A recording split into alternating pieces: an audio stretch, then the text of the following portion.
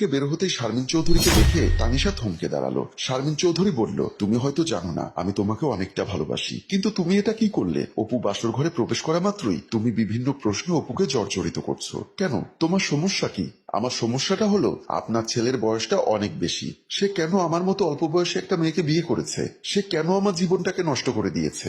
অপু তোমার জীবনটা নষ্ট করে দেয়নি, তোমার জীবনটা বাঁচিয়েছে। মানে আমার জীবনটা বাঁচিয়েছে এর মানে কি? আমাকে একটু খুলে বলবেন বিয়ের সাথে আমার জীবন বাঁচানোর সম্পর্কটা কি? শুনতে যখন চাইছো তখন শোনো, অপু তোমাকে বিয়ে করতে চাইনি, ওর কোনো দোষ নেই। ও আমার চাপে বাধ্য হয়ে তোমাকে বিয়ে করেছে। তুমি কি জানো অপু তোমার সম্পর্কে কি হয়? আমি তোমার কে হই তুমি কিছুই জানো না। তোমার বাবা কখনো তোমাকে জানতে দেয়নি, শুধু দূর থেকে তোমাকে আমি দেখতে যেতাম, কিন্তু তোমার কাছে যাওয়ার অনুমতিটুকু কখনো পাইনি। আপনারা আমার সম্পর্কে কি হন? আমি তোমার আপন বড় খালা, অপু তোমার খালাতো ভাই। আপনি এসব কি বলছেন? হ্যাঁ, আমি যা বলছি সব সত্য বলছি। তোমার বাবা কখনো চাইনি আমার সাথে তোমার পরিচয় হোক। কেন চাইনি? কেন চাইনি? তাহলে শোনো। করিম মনিরার গালে কষে চর বসিয়ে দিয়ে চুলের মুঠি ধরে বলল, আমার সংসার করতে হলে আমার নেশার টাকা তোকে দিতে হবে। বন্ধুলা ভাই যেন না দেখে বা কিছু শুনতে যেন না পায় সেজন্য মনিরা দুহাত জোর করে করিমকে বলল, এটা আমাদের বাড়ি না, প্লিজ তুমি দুলাভাইয়ের বাড়িতে আমাকে এভাবে অপমান করো না। আমি কি তোর দুলাভাইকে ভয় পাই? যা তোর বোন আর দুলাভাইয়ের কাছ থেকে টাকা নিয়ে আয়,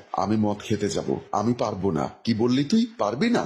বলেই এমন জোরে চর মারলো দুলাভাই মতিন চৌধুরীর সামনে এসে পড়ল। মতিন চৌধুরী মনিরাকে ধরে তুলে দাঁড় করিয়ে করিম মোল্লার গালে কষে চর বসিয়ে দিয়ে বলল, এই মুহূর্তে আমার বাড়ি থেকে বের হয়ে যাবি। উপস্থিত সবাই চমকে উঠল। করিম গাল চেপে ধরে রাগান্বিত হয়ে বলল, আমি চাইলেই চরের জবাব আমি এখন দিতে পারতাম, কিন্তু এখন আমি দিব না। সারা জীবন এই চরের কথা মনে রাখবো। বলেই মনিরার হাত ধরে টানতে টানতে বাসা থেকে বের হয়ে গেল। সেই ক্ষোভ মনে পুষে রেখে প্রতিটা দিনরাত আমার বোনের উপর নির্যাতন করত।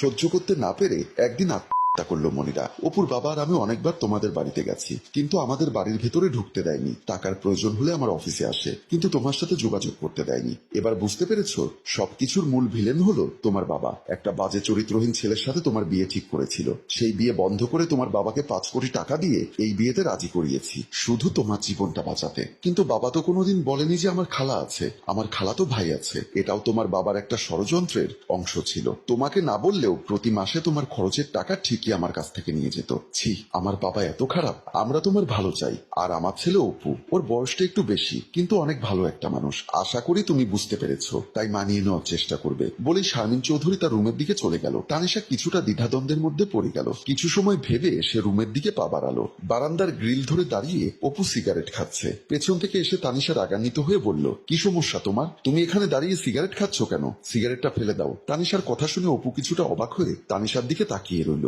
তানিশা টান দিয়ে সিগারেটটা ফেলে দিয়ে বলল, আজ থেকে আর সিগারেট খেতে পারবে না।